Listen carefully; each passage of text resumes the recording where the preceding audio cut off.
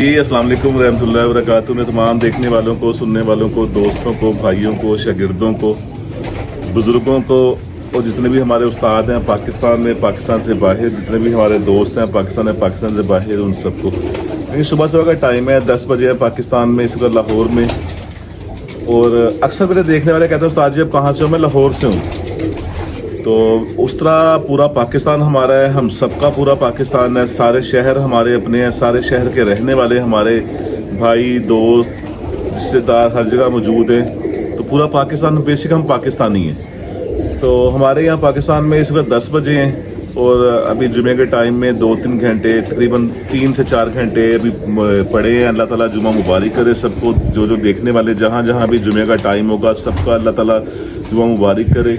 और दूसरा अशरा भी ख़त्म होने वाला है, अल्लाह ताला सबके रोज़े कबूल फरमाए और सबको इतनी मोहलत दे हर माह हर साल माह रमज़ान देखने की। ये बेसिक हमारी बड़ी लापरवाही है, मैं भी इसमें बहुत बड़ा मैं भी शामिल हूँ इसमें। हम जो रमज़ान की पूरी बरकतें जिस तरह समेटनी चाहिए वो हम समेटते नहीं हैं। एक रस्मन रोज़ा रख लिया हमने, सारा दिन बीच में तोड़ फोड़ के नमाज़ पढ़ ली, तो बहरहाल अल्लाह ताला हिदायत दे। फिर भी एज ए मुसलमान ये हमारे लिए बड़ा एक रहमत वाला महीना है। अल्लाह ताला सबको हिम्मत दे, अल्लाह ताला कबूल करने वाला है, बस दिलों के हाल अल्लाह जानता है, अल्लाह कबूल करने वाला है। तो अल्लाह ताला सबके रोज़े कबूल करे और सबको ईद खैर आफियत देखना नसीब करे।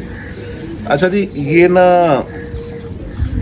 एक मैं अक्सर बच्चे का जिक्र करता था, पिछले साल चैत्र बैसाख जेठ में फिरते में लेता था, जेठ में भी, उसके बाद अस्सू में उसको मैंने निकाला था, जो बेशुमार दफ़ा पता नहीं अब गिनती मेरे बिल्कुल निकल गई है, मैं कहूँ फिगर मैं एग्जैक्ट बताता रहूँ, 14 था या 20 था पता नहीं, इतनी दफ़ा वो रात रहा, इतनी दफ़ा वो रात को बैठा भी।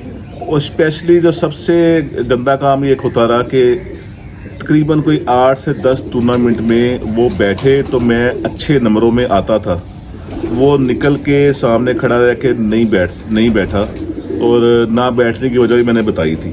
तो काफ़ी दोस्तों का ना उस दौरान भी इसरार था कि उस्ताद जी इसके माँ बाप को शो करवाएं। तो इसका माँ बाप ज़रा अलग किया हुआ है, इसके माँ बाप को शो करवाता हूँ उस बच्चे का।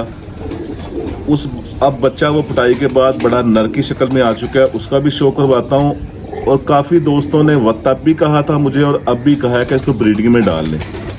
उसकी वजह है कि अब भी मैंने निकाला है तो वो निकलते ही रह गया था, 3 दिन बाद आया। तो मैंने कहा ब्रीडिंग में मैंने इसको नहीं डालना, ये चला जाए, ब्रीडिंग में नहीं डालना। तो वो काफ़ी सवाल थे कि ब्रीडिंग में क्यों नहीं डालना। उसकी वजह यह है कि मेरी एक साइकी है कि अगर ये इतना दलेर है, इतना इसके अंदर दिल गुर्दा, इतनी ताकत मौजूद है कि ये गर्मी को भी बर्दाश्त करता है और रात रहता है, तो ये सीज़न आ गया बैसाख जेठ में, ये पर्चे के ऊपर चढ़ के मुझे कोई कामयाबी दिलवाए, मुझे पता लगे हाँ इसने मुझे कामयाबी भी दिलवाई है, खाली मेरे ख्यालों ख्वाबों में रातें नहीं रहता रहा, तो फिर मैं ब्रीडिंग की तरफ उसे ले आऊँगा। इस तरह नहीं मैंने ब्रीडिंग में डाला, चाहे जितने मर्जी वो रातें रहता रहे, मुझे को फतह दिलवाए फिर मैं उसे ब्रीडिंग में डालूंगा। असल वजह ये है और कोई वजह नहीं। हाँ, इसका माँ बाप को शो करवाता हूँ आपको।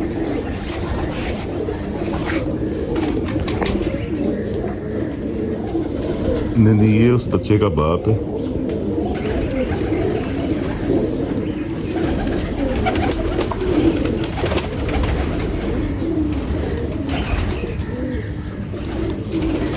इस सीज़न में उसे जब मैंने पहले दिन निकाला था उस दिन वो रह गया था, 3 दिन बाद आया।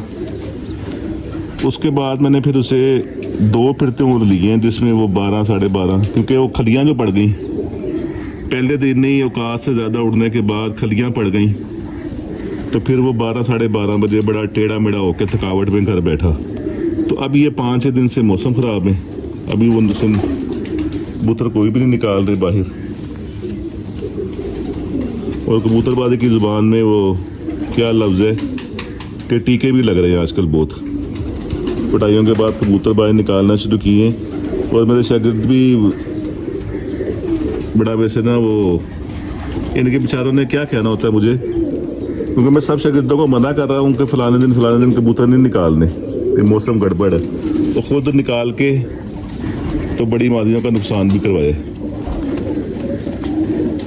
और अल्लाह के फजल से एक पैगाम मैं और आपके ना अपने चैनल के ज़रिए एक पैगाम देना चाहता हूँ।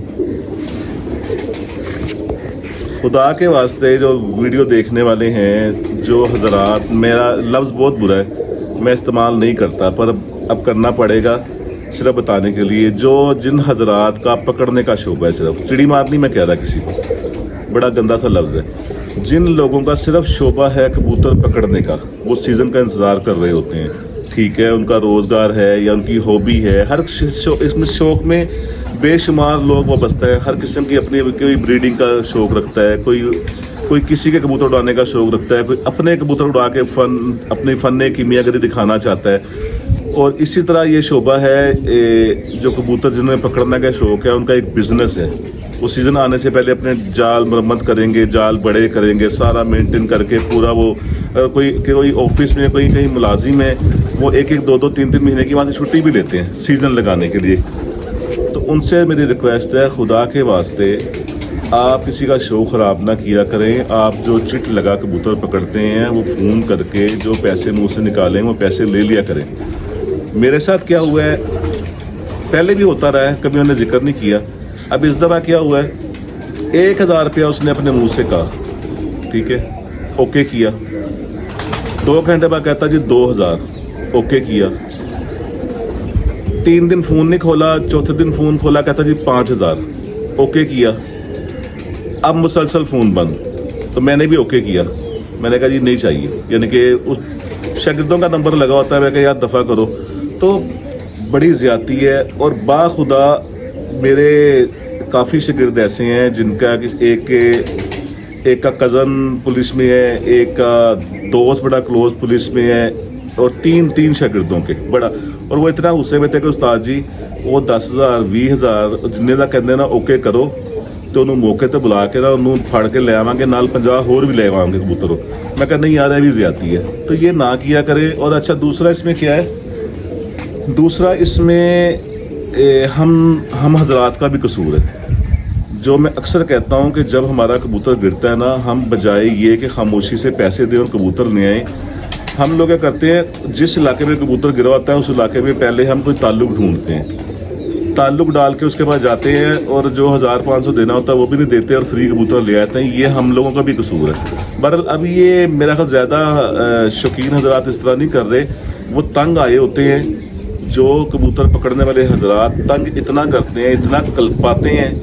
पकड़ा उन्होंने बिलफर्ज कोट अब्दुल मालिक से होगा तो बुला लेंगे उसको शेखुपुरे से पकड़ा होगा तो सियालकोट बुला लेंगे। यार कमाल है, फिरौन बन जाते हैं। तो ताड़ी मेहरबानी यार, खुदा दा खौफ खाओ। अब इसके बाद जो मादा थी मैं वो दिखाता हूँ।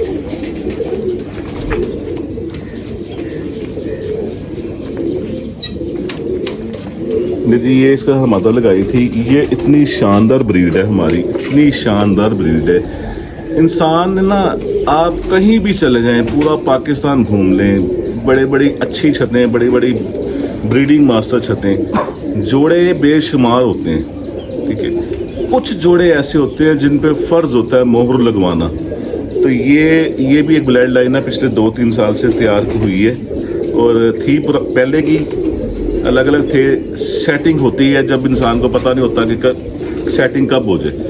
तो ये माशाल्लाह 1 और 2 इन्होंने मोहर लगवानी होती है, और आगे इनका रिज़ल्ट भी जो हमने ब्रीडिंग में डाले हैं 3-4 बहन पे बहुत अच्छा है। ये उस बच्चे की माँ है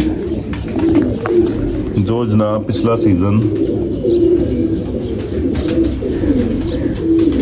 सिर्फ वैसे किताबों में हमें खुश करता रहे, रात को बैठ के, और ना बैठने की वजह भी खैर मैंने बताई थी कि ना बैठने की वजह क्या है। और जब बैठता था 7:30, पौने 8, 8:30 तक भी अंधेरे में बैठे, उस दिन बैठने की वजह क्या थी, और जिस दिन मोहर लगवा के ना बैठने की वजह क्या थी, वो दोबारा रिपीट कर देता हूँ कि जब वो इस तरह बैठता रहा तब वो होता था ऊपर अकेला,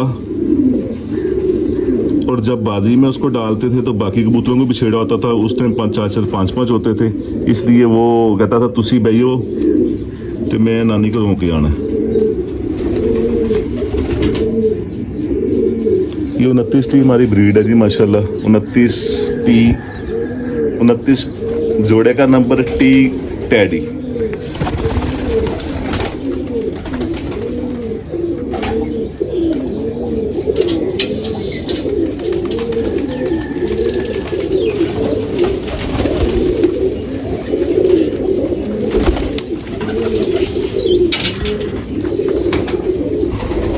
ये वो हजरत हैं जी जो पिछला पूरा सीज़न बच्चे था 5 कली का, जब ये काबू नहीं आया, ठीक है। और अब इसके जेठ के लिए या गर्मियों के लिए इसको ब्रीडिंग में ना डालने की वजह मैंने बता दी है पहले। तो इसे पहले दिन ही निकाला, तो पहले दिन जनाब ये मेरे लिए तो मेरे सामने तो आसमान गया है। मुझे फिर शाम को नज़र नहीं आया, फिर अगला दिन आ गया, मुझे नज़र नहीं आया क्योंकि रंग नहीं लगाया हुआ था। ये अब निशानी से खुद लगाइए, अब लगाइए। तीसरे दिन 12-12:30 बजे बैठा है, शोल्डर फेंके हुए, बुरा हाल, सूख गया हुआ था। अब वल्लाह आलम तो बदल ये है कि ये अब ये अगर बचे रहे हमारे पास तो इन्हें अगर इसके अंदर इतनी ताकत और हिम्मत है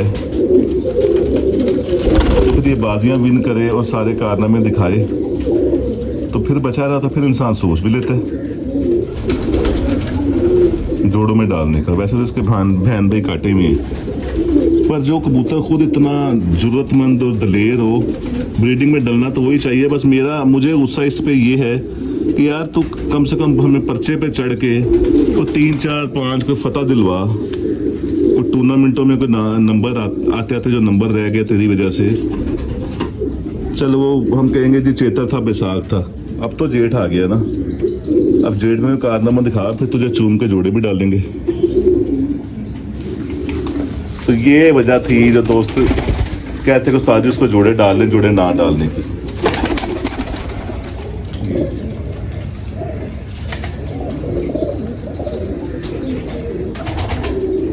माँ बाप और बेटा,